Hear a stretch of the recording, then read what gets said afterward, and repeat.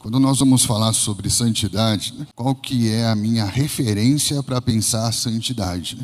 Porque a referência vai definir o padrão a partir do qual nós vamos falar sobre santidade. Então, nós estamos falando de glória de Deus ou estamos falando de comportamento humano?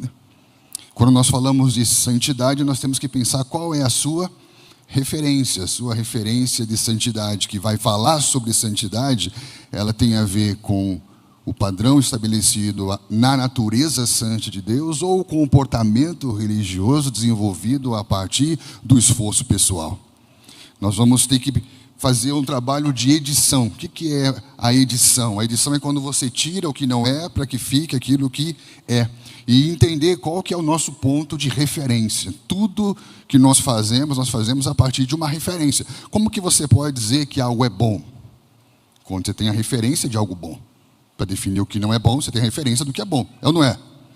Como que você pode definir o errado quando você tem a referência do que é certo? Por isso que, dentro da modernidade líquida, se derrete os absolutos para que se perca a referência, para que se perca parâmetro, para que se perca critério, e aí tudo fica subjetivo. Estão entendendo? Então nós vivemos abstrações, subjetividades, e nossa busca por santidade muitas vezes se perde de algo concreto, de algo normativo, de algo que estabeleça para nós parâmetros que nos deixe inquietos e não confortáveis, que nos coloque diante de uma realidade na qual a dependência da graça seja inevitável, cujo a santidade proposta seja impossível, senão por meio da graça.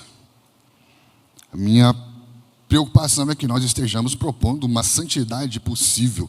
E a santidade possível é uma santidade comportamental, psicológica e religiosa. Então nós podemos trabalhar uma ideia de santidade que não é teológica. O que é a santidade teológica? É a santidade que se pensa a partir do próprio Deus.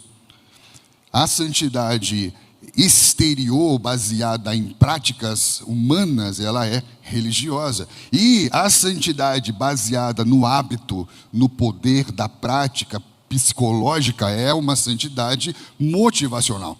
Então, como que nós vamos trabalhar? Nós vamos trabalhar a partir de uma santidade baseada em comportamento, baseada em legalismo religioso, em meritocracia por meio de boas obras, é uma santidade que se baseia na comparação com o outro e não na contemplação do santo. Tem gente que mede a sua santidade a partir da comparação com o outro que parece ser pior que ele. Já viu isso aí já ou não? Então eu busco uma santidade, mas a minha referência da santidade não é o santo, é o pecado do outro. Era assim que os fariseus se comportavam. Era assim que eles mediam o seu nível de santidade, a partir da medida de transgressão do outro. Então, quanto mais eu vejo que o outro está pior, mais eu me sinto melhor. Isso é o que nós chamamos de uma santidade meritocrática, religiosa, legalista, puritana, sectária, que ela é pesada, ela vai trazer sobre nós parâmetros comparativos, baseado no fazer certo, no fazer o certo, e você fica refém de regras, você fica refém da árvore do conhecimento do bem e do mal, o que é certo, o que é errado, o que pode, o que não pode, o que é pecado, o que não é pecado, e desconhece o que é descansar num lugar espiritual chamado a vontade de Deus. Existe uma outra santidade também, que nós falamos que é a santidade psicológica, que é a santidade baseada no poder do hábito. Então, você pode praticar cerimoniais religiosos, você pode ser fiel no dízimo, nas ofertas, nas orações, na leitura. Então, você vai criando práticas religiosas que te dão uma sensação meritocrática de ser melhor, de se sentir melhor, e isso tudo ainda é muito autocentrado. Uma santidade que é possível alcançar a partir do seu próprio esforço não é a santidade de Deus, porque o parâmetro da santidade de Deus é Deus, e não o outro, e não a mim mesmo. E a santidade psicológica, baseada no poder do hábito, é aquela que fala de eu estabelecer motivações, metas, alvos que vão se organizar dentro de um cronograma de repetição. E aí, o poder do hábito vai, de alguma maneira, me tornar alguém que está vivendo uma melhor qualidade de vida. Isso, alguns acreditam que pode levar, talvez, uma média de 60 dias, você repetindo algo, fazendo aquilo todo dia, com lembretes, com rotina, com celular, trazendo notificação, para que você possa, de alguma maneira, trazer algum tipo de mudança na sua maneira de viver. Muita gente confunde isso com santificação.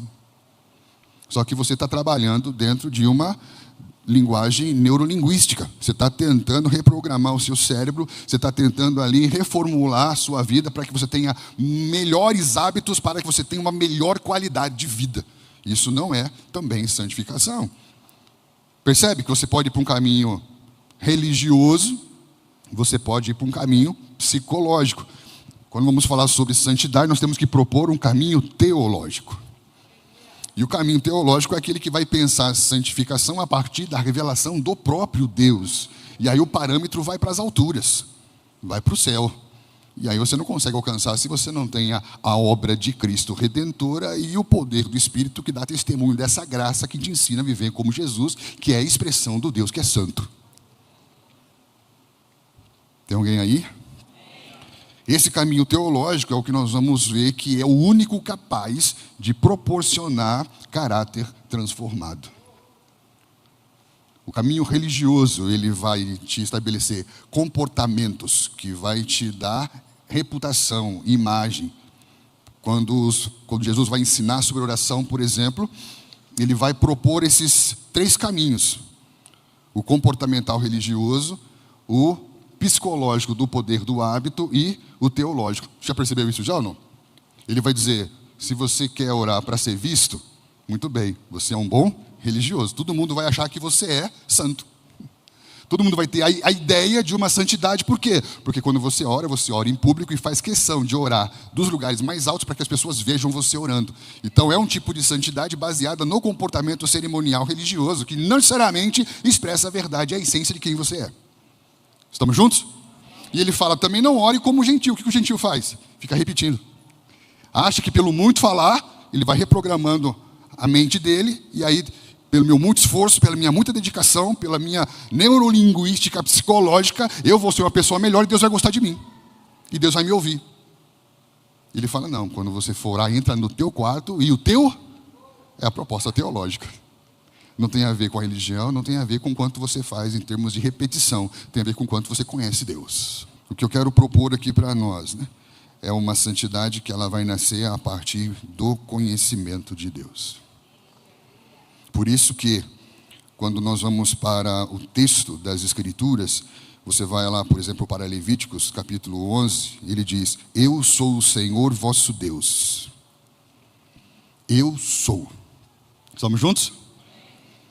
Para que nós possamos entender santidade ao Senhor, precisamos entender que santidade é uma resposta. Entende? Não é uma ação isolada, não é uma iniciativa do homem, é uma resposta. Assim como oração é resposta. Por isso tem diferença entre petição e oração.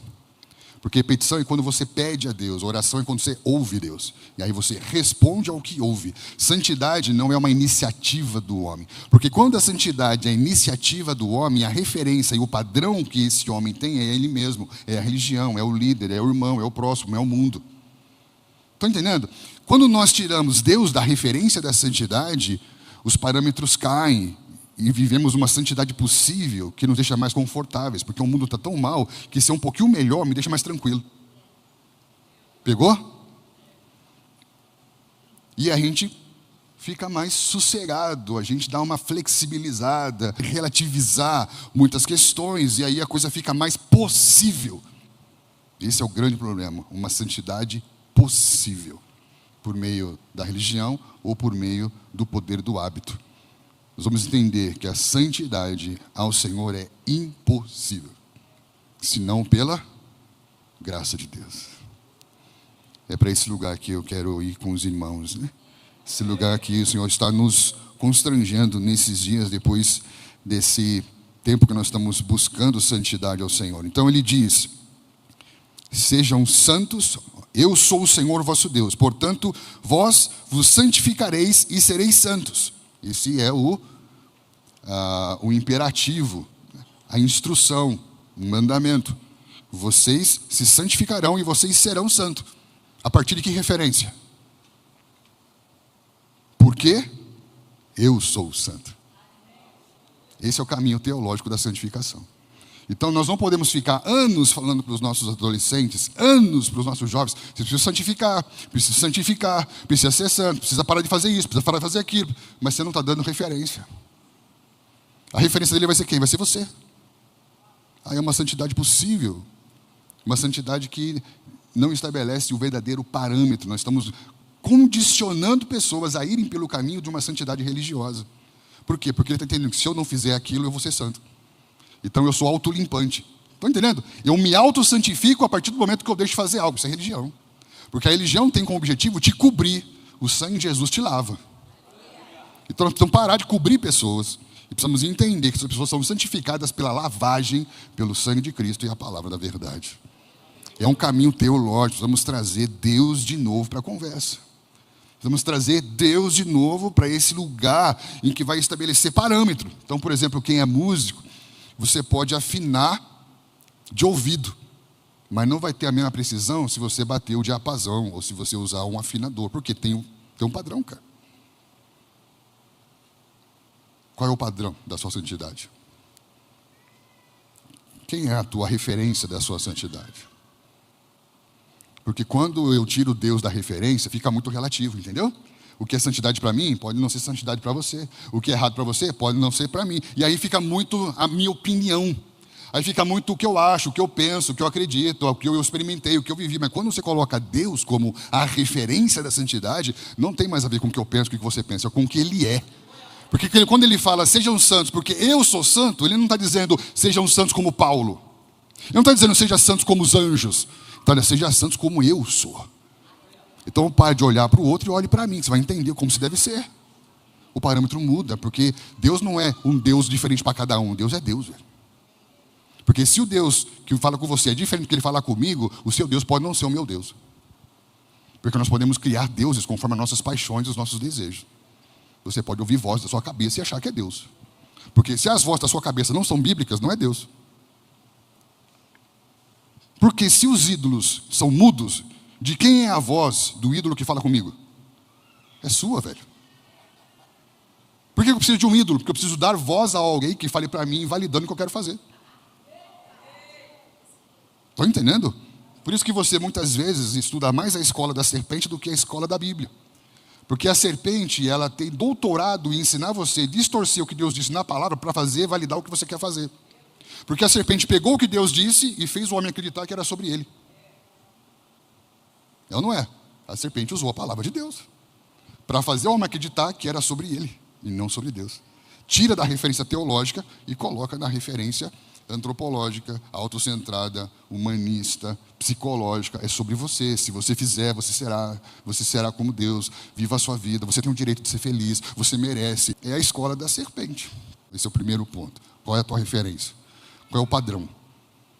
Esse é o primeiro ponto. Não tem como a gente começar a falar sobre santidade se tivermos padrões diferentes. Precisamos trabalhar uma convergência, né? Todo mundo ir para o mesmo lugar, todo mundo ir para o mesmo caminho teológico, não religioso, nem psicológico, mas Deus é o padrão. Olhe para mim, para de olhar para tudo que você está olhando, para tentar validar seu comportamento e chamar isso de santidade ao Senhor, e olha para Ele. Ele é o padrão, Ele é a referência. Sejam santos porque eu sou santo. Então olhe para mim. Você quer saber como se santificar? Olhe para mim. E o que é olhar para Ele? O primeiro ponto é o poder da contemplação.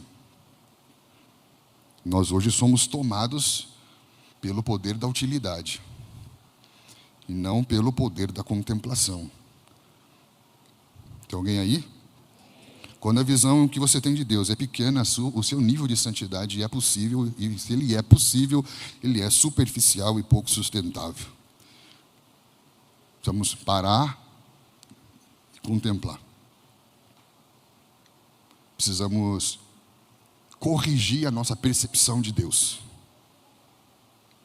Por isso que em muitos momentos na Bíblia, Deus chama os homens com quem ele está lidando para ir para um lugar e observar. Ele fazia isso com o profeta.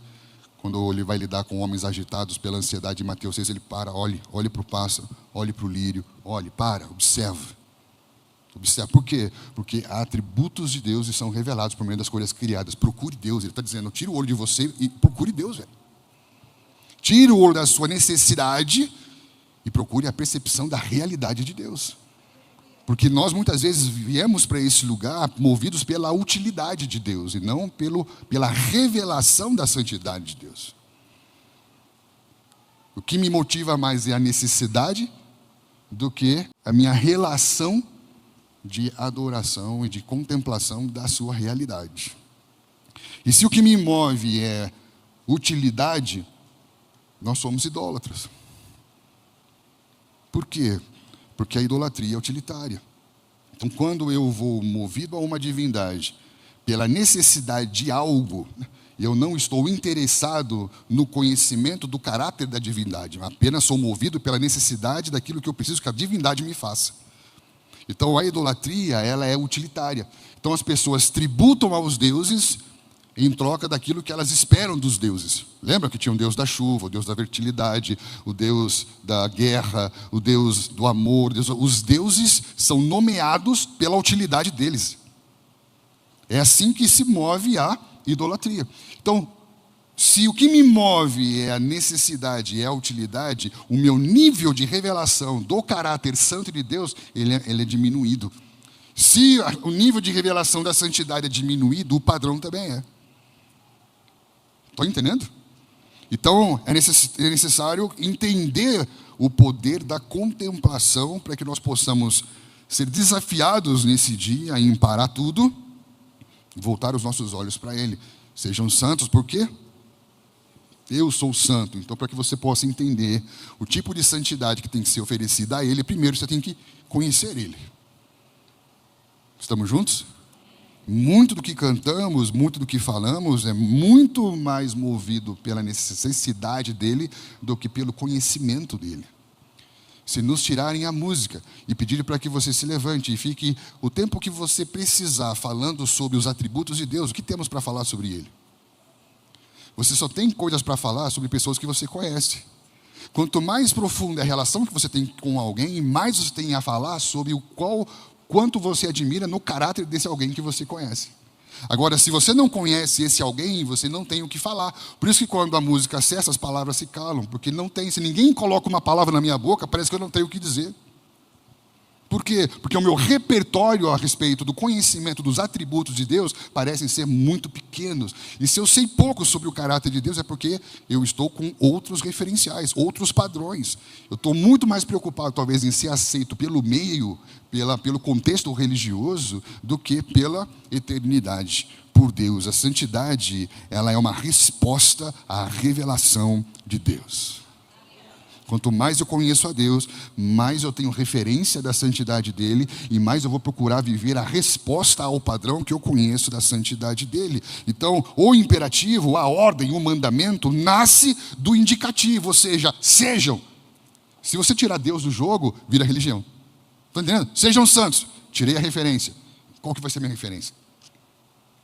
Aí vai ser a religião, vai ser o líder, vai ser o mundo, vai ser... Agora, quando você coloca Deus, ele fala, sejam santos, porque olha aqui para mim. Seja como Jesus vem nos ensinar isso. Né? Quem vê a mim, vê. Deus, quando é entendido como Deus santo, quando nós recuperamos o padrão, nós recuperamos distinção. Ser santo é ser distinto. Totalmente distinto de qualquer outra referência. Totalmente elevado, incomparável, absolutamente puro, muito acima de qualquer outro tipo de referência, de qualquer líder, de qualquer pessoa, de qualquer movimento, de qualquer denominação. Então, o conhecimento do santo vai produzir uma resposta compatível. E aí que nós começamos a viver de acordo com o que Deus é. Muda ou não muda? Santidade ao Senhor é, olhe para mim. Se falta referência, nós começamos a criar substitutos possíveis para poder viver esse padrão. Quando nós olhamos para as Escrituras, você vai ver que, quando você vê que Deus é santo, na eternidade, essa santidade, Deus estabelece um padrão em volta dele. Eu procurei um momento na eternidade que Deus ordenou aos anjos que declarassem a santidade de Deus. Porque não tem a ver com o imperativo, tem a ver com a revelação que gera a resposta. O que eles têm? Contemplação. Eles vêm e respondem. Quanto tempo? Eternamente. Por quê? Porque é perfeito. Tão perfeito que as palavras se tornam insuficientes ao ponto da eternidade não ser possível para declarar a beleza da santidade de Deus. Esse lugar que o Senhor quer nos trazer de volta, porque esse lugar vai purificar os nossos olhos, nossos corações e a nossa perspectiva. Há uma evidência nesse texto de Isaías 6 de que nossa referência comprometeu a nossa perspectiva, nossa falta de referência comprometeu a nossa perspectiva, porque se eu perguntar para qualquer pessoa hoje, como você vê o mundo, ele vai dizer, uma desgraça, cada vez pior. Porém, os anjos que estão nesse ambiente da santidade de Deus vão dizer que a terra está cheia da sua glória. Você vai dizer, a glória do Senhor vai encher toda a terra. Porque ele não é movido pela visão da queda, ele é movido pela visão da eternidade. Ele é movido pelo futuro. É isso que os profetas, eles viviam vendo o horizonte, aquilo que está além das montanhas. É um homem que está sentado com Cristo nas regiões celestiais, e ele olha além da perspectiva da Globo, da Record, da Band, das emissoras, dos repórteres, dos homens. Ele vê o que Deus está vendo. Perspectiva tem a ver com referência. Nós precisamos restabelecer a nossa referência teológica. Por isso que você não vai ver algum atributo de Deus sendo declarado 3 vezes na Bíblia, repetidamente. Já viu isso aí já? Eu procurei também, não achei dizendo algum texto falando que Deus, amor, amor, amor. Bom, bom, bom. Você viu algum texto falando isso? Mas você vai ver Isaías, Apocalipse, dizendo santo, santo, santo é o Senhor. Por que isso? Porque essa santidade declarada 3 vezes consecutivamente na eternidade é um atributo distintivo. O que quer dizer isso? Que vai ser a marca de todos os outros atributos. Por exemplo, o amor de Deus é distinto porque é santo. Entende? Porque o amor de Deus não pode ser comparado com as suas afeições. A gente banalizou o amor. O amor venceu. Que amor? Percebeu? Quando você conhece o atributo do Deus Santo, que é distinto, elevado, incomparável e impossível, senão por meio da graça e a obra de Cristo, você vai deixar de banalizar os atributos de Deus. E vamos voltar a adorar Deus pelo que Deus é e não pelo que a gente precisa dele. A gente vai sair do lugar da necessidade e vai entrar no lugar da nossa essência de sermos e existirmos para o louvor da sua glória. Então, quando ele vai dizer que Deus é santo, santo, santo, santo, está dizendo que tudo que há em Deus é perfeito. O seu amor é santo, a sua justiça é santa, não se compara. Vamos comparar a justiça de Deus com a justiça dos homens. Percebe como a gente começa a falar bobagem quando a gente não tem referência? A gente perde parâmetro, a gente perde critério, a gente começa a confundir reino de Deus com política. Começa a confundir reino de Deus com ideologias, com o meu discurso, com a minha fala, com as minhas dores. Deus é santo. Seu amor é santo. Sua justiça é santa. A sua ira é santa. A sua graça, a santidade, fala de a marca distintiva de tudo que revela Deus. Nenhum atributo de Deus pode ser rebaixado a qualquer tipo de virtude possível de ser vivida pelos homens. E aí isso vai nos levar ao que o salmista vai nos ensinar em Salmo 29 e 96, tipo, adorai ao Senhor na beleza da sua santidade.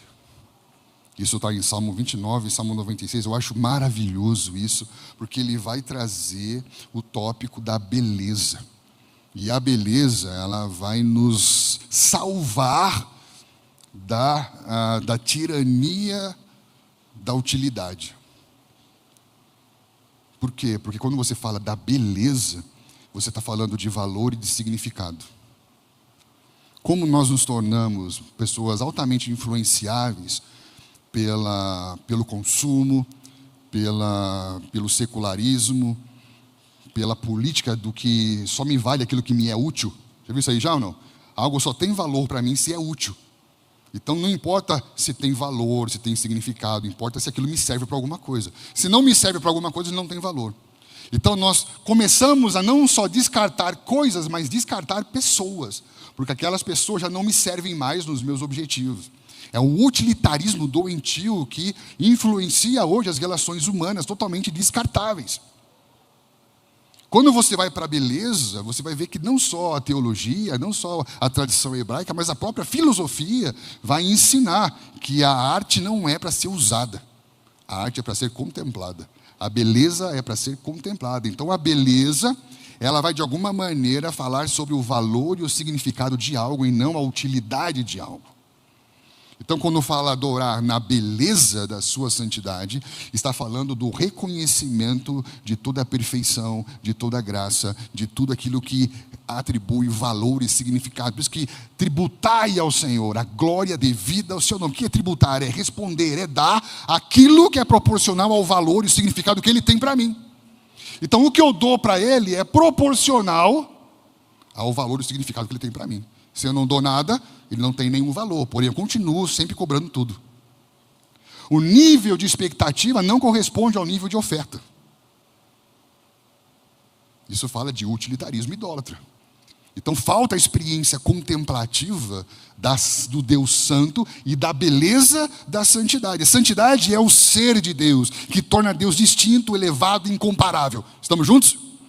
A glória é a irradiação, a manifestação desse ser santo. É a santidade movendo-se para fora.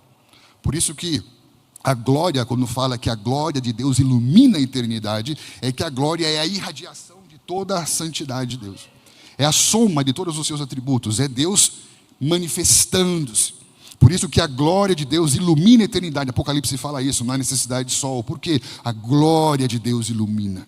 E o que é a beleza? A beleza nada mais é do que a percepção da glória. Quando a glória de Deus toca as nossas vidas, os nossos sentidos, e nós experimentamos isso como algo belo, como algo perfeito, como algo de muito valor, como algo de muito significado. Nós precisamos organizar as coisas para que a gente não fique tateando no escuro. No reino de Deus não há mais sombras, só luz. Por isso que nós precisamos adorar ao Senhor, reconhecendo o esplendor da sua santidade divina, bela e perfeita. Deus é adorado, não por causa daquilo que Ele pode nos fazer, mas por causa da sua santidade.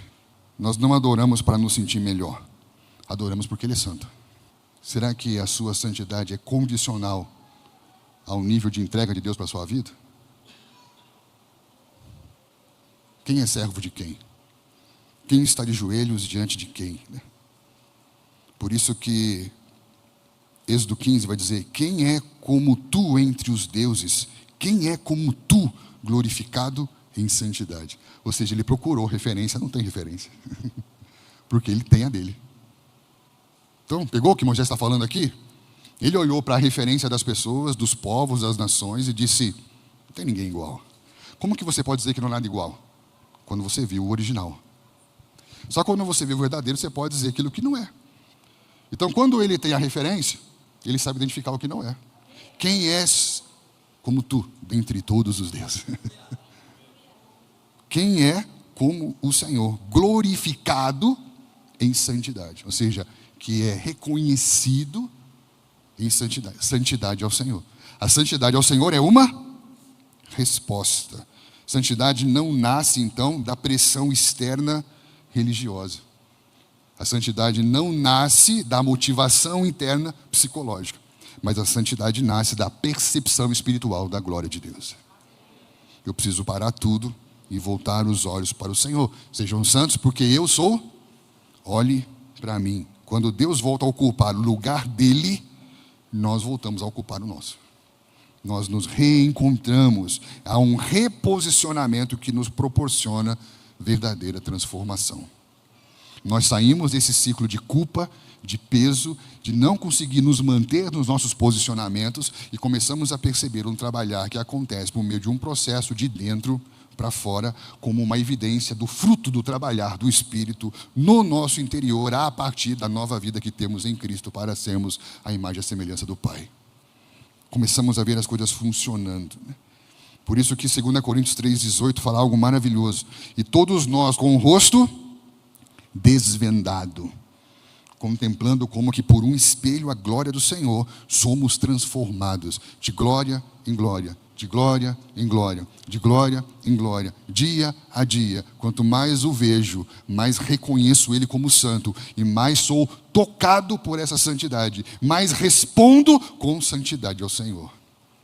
Percebe que já não tem mais a ver com o seu esforço, não tem a ver mais com religião, não tem mais a ver com o poder do hábito. É o caminho da verdadeira transfiguração. A palavra aqui, ser transformado de glória em glória, é a palavra metamorfo, que não tem a ver apenas com mudar ideia, mas tem a ver com mudança de natureza. Por isso que quando Jesus se transfigura na frente dos discípulos, ele fica brilhante como o sol. Estão entendendo? Ele está ali irradiando glória, santidade de Deus. Então, o ser transformado aqui não tem a ver com mudar crença. Mudar crença não muda a vida. Agora, contemplar essa realidade me transfigura. Então, quando Isaías viu, ele foi tocado pelo que viu. Porque o que viu revelou o que faltava de Deus nele naquele momento. Estão entendendo? Não quer dizer que foi uma mudança absoluta que aconteceu numa experiência. Mas ali ele teve uma experiência de glória. No outro dia, em glória. No outro dia, de glória em glória, de glória em glória, até que a imagem dele seja formada em nós. O poder transformador da contemplação. Nós precisamos ser mais contemplativos. Nós ainda somos muito barulhentos. E a pergunta é, quando você fecha os seus olhos para cantar, o que você vê, filho? Que atributo se revelou a você? Se saímos daqui dessa manhã, qual foi o atributo de Deus que me tocou? Ou continuamos apenas cantando coisas que queremos que Deus faça em nós? Porque o que nos transforma não é um milagre, é a revelação do atributo de Deus. É a revelação do conhecimento de Deus. Quantas pessoas que já viveram milagres você viu que hoje ainda estão fora da relação com Deus? Mas aqueles que viram, a Bíblia fala, é impossível. Quem viu, é impossível. Então, isso é um marco para as nossas vidas. Moisés viu o Senhor. Então, você vai ver que a santidade de Moisés, que fazia o seu rosto, literalmente, de carne, resplandecer, não foi fruto de disciplina comportamental, de motivação psicológica, nem de imposição religiosa. Foi fruto do encontro. Tudo que nós precisamos nesses dias, querido, é do encontro. Um encontro profundo e verdadeiro. E talvez, hoje, precisemos reconhecer a necessidade dessa graça. Porque talvez entender que tudo depende de Deus coloque essa santidade um pouco mais longe do que a gente pensava que ela estaria. Mas isso é bom, porque vai deixar bem claro que não tem como ser como Deus sem Deus. Esse foi o problema de Israel com relação à lei. Tirou Deus da lei. E viver a lei de Deus sem Deus se torna ela um instrumento de autocondenação.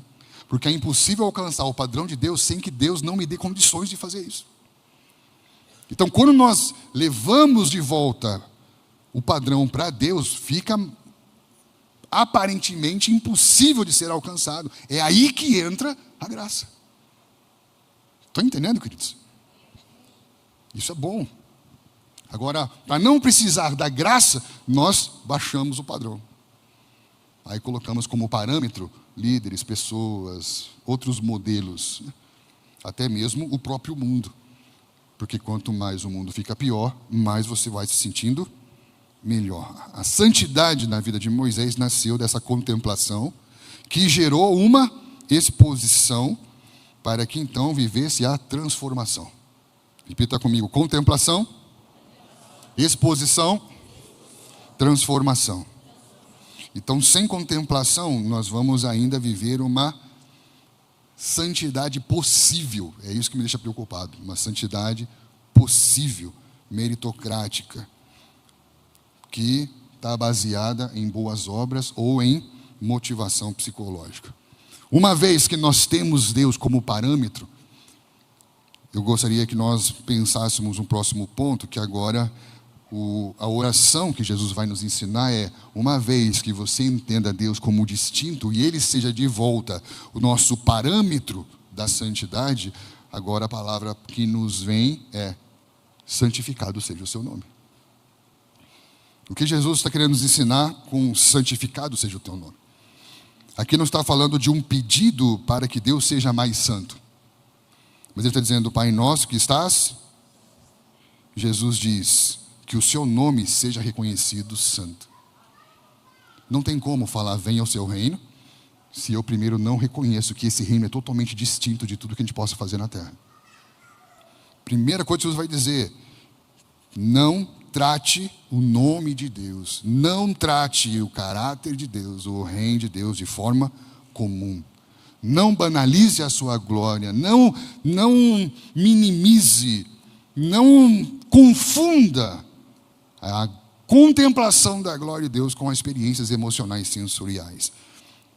Que a minha vida reconheça a sua santidade. Percebe que o que o Senhor está nos mostrando aqui?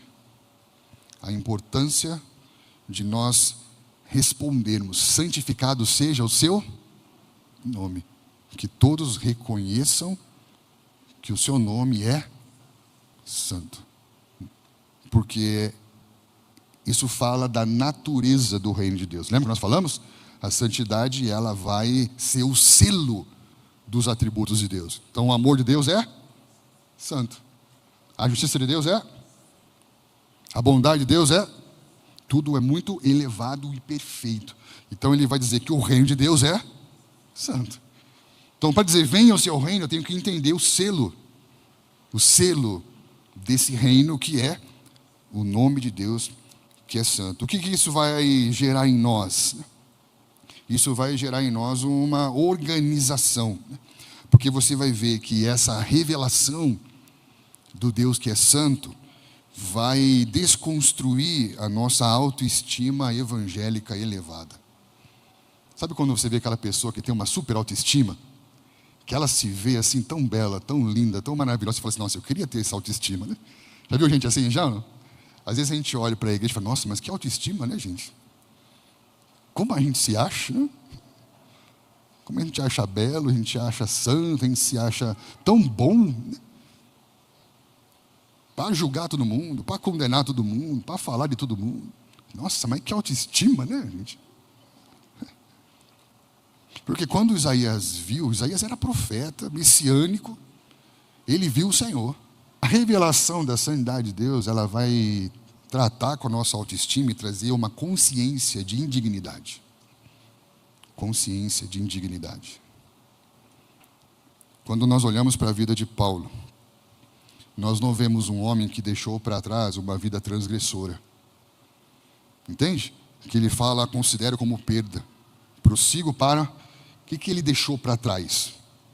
Ele não era um transgressor, ele era justo, ele era irrepreensível mediante a lei. Fariseus de fariseus, circuncidado ao 8º dia. Sabe o que ele deixou para trás mediante a revelação da sublimidade do Filho de Deus? A sua justiça própria. A sua autoestima. O seu sentimento de achar que aquilo que ele está fazendo é bom, como Caim. É inadmissível que você não aceite a minha oferta. Eu vou sacrificar aqueles que alcançaram para que você veja o valor daquilo que eu oferto. Estão entendendo? A busca por legitimidade e a ofensa da santidade. Por que a gente não quer ver? Porque pode nos ofender. Porque pode nos revelar a nossa indignidade, a nossa miséria, nossos erros. Por isso que é estremecedor falar sobre a santidade de Deus. Lembra que Isaías falou? Sou um homem de lábios impuros que fico e moro, habito no meio de um povo. Ou seja, todo mundo é indigno. Como diz o salmista, não há um homem bom sequer. A santidade de Deus tem o poder de colocar todo mundo no seu lugar e exaltar somente Ele. Por isso que Paulo tinha essa consciência. Deixo para trás não uma vida de transgressão, mas deixo para trás todo o meu senso de justiça. toda o ser irrepreensível, deixa para trás, porque isso se tornou como excremento, se tornou algo sem valor, se tornou algo muito aquém da referência que agora eu tenho, a sublimidade do conhecimento de Cristo, Filho de Deus. Lindo isso, não é, gente? Por isso que ele tem a consciência, ele tem essa consciência de indignidade, de limitação. Ele fala: o que eu quero não é o que eu faço não é o que eu quero. Ele fala: maldito homem que sou, porque eu ainda sou um homem que está sendo transfigurado pela contemplação da glória do santo, do conhecimento do santo. E aí ele tem uma consciência profunda de graça. Entende? Não é uma palavra que traz peso, que traz condenação, é uma palavra que traz: cara, você precisa da graça de Deus na sua vida. Ele fala: se sou o que sou, se faço o que faço, é por causa da graça de Deus que em mim opera. Porque a santidade de Deus, ela vai trazer uma clareza de indignidade. E aí, diante dessa sensação de indignidade, você tem dois caminhos. Percebendo a construção que a gente está fazendo aqui ou não? Deus volta a ser a referência. Essa referência exige uma experiência contemplativa para que a experiência seja transformadora, gradual e progressiva. Só que quanto mais eu contemplo Deus que é santo, menos autoestima eu tenho e mais consciência de indignidade. E quanto mais consciência de indignidade, mais clareza de dependência da graça. E quando eu estou diante do santo, eu tenho dois caminhos. Repita comigo: medo ou temor. O medo do homem e o temor do Senhor. O medo do homem e o temor do Senhor. O que nos move? Hebreus 12, 28 fala: sirvamos a Deus de modo agradável, com reverência e santo temor, porque Deus é fogo consumidor. Ele fala de um santo temor. Temor é a consciência da santidade de Deus. O temor é a consciência de Deus. Então, como eu tenho a consciência de Deus, a consciência da presença santa de Deus, a consciência de que por meio do Filho, em espírito, posso ter essa relação com Deus que é santo, é consciência de Deus. E o que é medo? Medo é a consciência de pecado, que não tem disposição em lidar com a consciência de Deus. Então, por exemplo, quando eles estão no Monte Sinai, no mesmo texto, ele vai dizer: não temam, porque o temor do Senhor veio sobre vocês para que vocês não pequem. Então, primeiro ele fala: não temam, e depois ele fala o temor do Senhor. O que aconteceu no contexto da queda original, por exemplo? Quando o homem, depois da queda, da quebra, da perda da sua posição, ele tem ali a percepção da presença, como que ele responde? Medo. Senti medo e me escondi. Repita comigo: sentiu medo e se escondeu. Porque era um medo natural do homem por causa da consciência de pecado. Mas a consciência do pecado fez ele perder a consciência de quem é Deus. Porque o pecado dele não mudou Deus, mudou ele. Estão entendendo? E aí, por causa da minha incapacidade de lidar com o meu pecado, eu não tenho mais condições de lidar com a graça de Deus. Porque eu não compreendo a graça de Deus, mas eu quero de alguma maneira me cobrir para parecer melhor para Deus. Aí eu entro na religião, no comportamental cerimonial, que cobre, mas não limpa, não restaura, não regenera. Então o homem tem ali medo. O medo faz você se afastar da presença e se esconder na condição de pecado, se cobrindo na religião. Faz sentido ou não? Então a presença, que era o seu habitat, que era o seu lugar de habitação, se torna uma ameaça. Por quê? Porque a presença do santo, ela é reveladora. Ela expõe para transformar. Estamos juntos? Quando você se sente exposto diante da presença, é maravilhoso. Quando você está no lugar e se sente exposto. Mas é maravilhoso quando isso acontece. Por quê? Porque, cara, Deus está aqui. Eu não saí afagado, eu saí exposto. Estão entendendo, queridos? Porque a palavra é luz, lâmpada, que acende. Quando acende, expõe. Expõe para envergonhar? Não, expõe para transformar. A questão é como você vai lidar com a exposição. Medo ou temor. Porque se eu não sei lidar com a exposição, eu me escondo e tento me cobrir de religião. Agora, quando eu entendo que a presença gera temor, quando eu tenho consciência de Deus e eu me escondo em Deus do pecado. Então o medo faz eu me esconder de Deus na condição de pecado. Você sabe, porque você continua sendo exposto, mas você continua se escondendo atrás do erro. Agora o temor é quando eu me escondo em Deus do pecado. Por isso que Êxodo 20, quando ele vai ali preparar o povo para o Monte Sinai, ele vai dizer, não tenham medo, ou seja, não se escondam. Não se escondam de mim, não se escondam atrás de Moisés, não se escondam atrás da religião. O meu temor, ou seja, a minha presença, a minha revelação, veio para que vocês não pequem. Olha que lindo isso. Então a contemplação do santo, ela vai proporcionar uma experiência de exposição e de transformação. Qual é o caminho que nós queremos seguir? O medo é a reação humana a Deus, por causa da sua culpa, do seu medo e da sua vergonha, de se esconder. O temor é a resposta espiritual. Ele se revela e eu me escondo nele, da aparência do mal. Santidade não é afastamento. Santidade é aproximação redentora. Então, se Deus se revela santo e nós nos sentimos expostos, não é para que nós nos afastemos, é para que nós nos aproximemos, entende? E sejamos tocados com o fogo do altar, purificados, restaurados e enviados em missão. Isso faz sentido para vocês? Então, quando nós, isso aqui é muito lindo, quando você tem essa experiência contemplativa do santo, do distinto, do belo, do perfeito, toda a relação dos padrões pecaminosos e transgressores do mundo se tornam menos atraentes. Está entendendo? Quando algo é muito belo, muito perfeito, você vai se sentir atraído por qualquer outra coisa? Não. Então, quando nós nos sentimos atraídos por qualquer outra coisa, por dinheiro, posição, poder, sucesso, quando isso te atrai, porque para você ainda parece algo bom, é porque talvez está faltando referência do perfeito. Porque quanto mais temos referência do perfeito, mais nos escondemos na sua perfeição de toda a imperfeição. Então, se eu estou me escondendo da presença naquilo que para mim hoje parece ser um parâmetro de uma vida boa, é porque eu nunca conheci o padrão de vida de Deus ainda. Por isso nós precisamos de referência, Irmão, o que está faltando? Deus. Conhecimento do santo. Tem um livro chamado Conhecimento do Santo, né?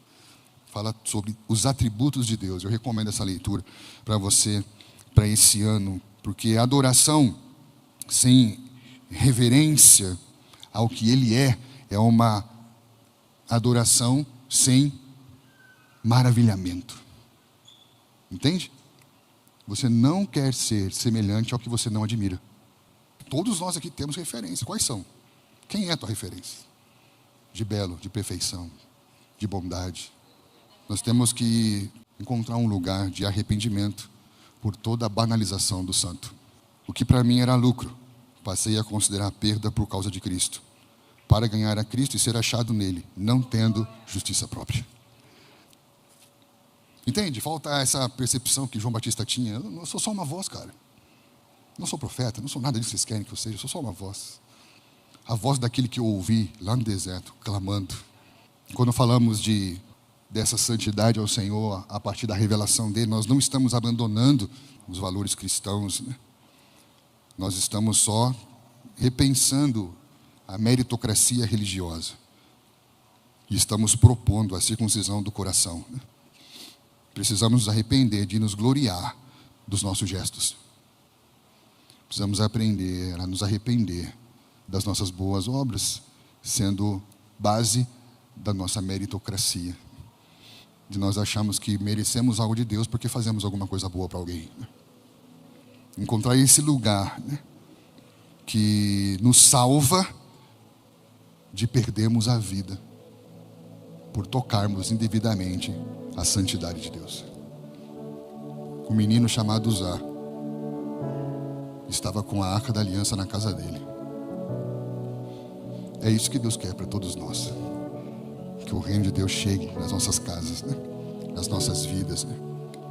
O problema foi que ele perdeu o temor.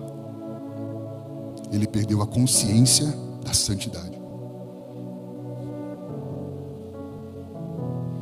Porque os filhos de Levi, Gerson, Merari e Terá, cada um era uma tribo, cada um era uma família, e cada um era responsável por uma parte do tabernáculo. E aqueles que eram responsáveis pelo transporte do Santo dos Santos é o que tinham mais risco de morte. Estão entendendo? Porque Deus é santo, santo e santo. Quando o acampamento parava, tudo se armava a partir do lugar onde a arca parava. Consciência da centralidade da presença. Estão entendendo? Consciência, não medo. Medo é quando nós estamos errados, não queremos mudar o que estamos fazendo e não sabemos como lidar com a presença do santo. Então eu me escondo da presença do santo, me visto de religião para me sentir melhor comigo mesmo, melhor que o outro, mas sem nenhuma experiência de exposição e transformação.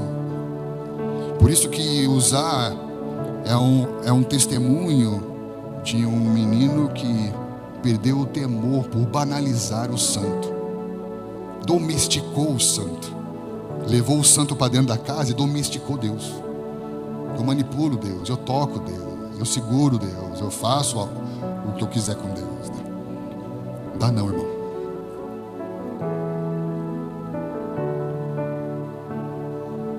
Talvez hoje a gente não morra fisicamente, mas a gente seca espiritualmente, como uma figueira. Que Deus nos ajude, né? Que Deus nos ajude a não termos como objetivo parecermos bons para as pessoas, né? Que Deus nos salve de sermos humanamente reconhecidos nobres, mas teologicamente irreverentes e irrelevantes. Que Deus nos salve desse marco que Uzá estabeleceu. Onde Uzá morreu, se chamou Pérez Uzá, que significa onde a irreverência é vencida. Porque a obra de Deus não se faz do nosso jeito. Por que a era dos juízes era uma era de constantes apostasias? Porque cada um fazia aquilo que achava correto, aquilo que achava certo. E hoje que a gente vê as pessoas falando na internet aquilo que elas acham certo. E cada um faz o que acha certo. Mas Deus é santo. E se a obra é de Deus, a obra é santa. A igreja é? Ou seja, e aí? Qual a distinção? Quais são os parâmetros? Quais são os critérios? Qual é a régua?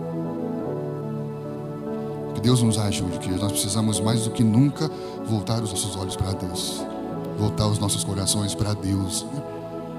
Porque nós precisamos entender que é o tempo de nós voltarmos a contemplar a santidade de Deus. Não tem como falar sobre viver uma vida santa se nós não conhecemos o Deus que é santo. Sejam santos porque olhe para mim. Não tem a ver com excelência, tem a ver com obediência. Tem a ver com quando eu conheço Ele, eu sei como que é a obra dele, como que Ele faz, como que as coisas funcionam. Que Deus nos ajude a não transformar o santo em espetáculo. Que Deus nos ajude a não transformar o santo em utilitário. Reduzir Deus e transformar a adoração em entretenimento, a santidade em moralismo. Que Deus nos ajude a deixar de lado a nossa justiça como trapos de imundícia. Que nós voltemos nossos olhos para que o Espírito Santo nos desvende e tenhamos o verdadeiro conhecimento de Deus.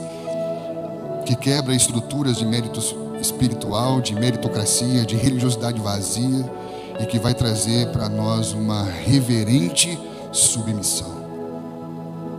Sabe aquele sentimento de que às vezes a gente acha que merece alguma coisa? Se na eternidade os 24 anciãos que estão diante dele pegam as suas coroas, né? Coroa fala de o seu galardão, que fala daquilo que lhe foi entregue como autoridade, né? Galardão como níveis de autoridade, de reino, de governo, né? E eles pegam as suas coroas e colocam aos pés dele de joelhos, né? E parece que aqui a gente está tentando fazer Deus ajoelhar para a gente, né? E nos dá a coroa. Está entendendo? Se ajoelha diante do que eu quero, da minha necessidade, e me dá a coroa, me dá a minha recompensa. Parece que o Pai nosso que está nos céus não é o Pai que a gente está falando aqui na terra. incoerente. Que nós possamos ver o Senhor santo, sublime, elevado. Que quem sabe hoje a gente possa ter essa sensação incômoda, porém transformadora de ai de mim, estou perdido. É como eu me sinto hoje, ai de mim. Hoje não teria nem condições de pedir para você vir aqui e eu orar por você, porque eu preciso de oração tanto quanto você, né? Porque sou um homem impuro no meio de um povo impuro. Não há nenhum homem bom. Ele é santo. Ele é santo. Ele é santo. Ele é santo. Antes de tentarmos ser santos, precisamos voltar a tratar Deus como santo. Santidade começa quando a glória volta a ter peso, quando o nome volta a ser santificado, quando a adoração deixa de ser utilitária e volta a ser reverente, contemplativa, e Deus nos transforma segundo a imagem e a semelhança do seu Filho. Amém, querido?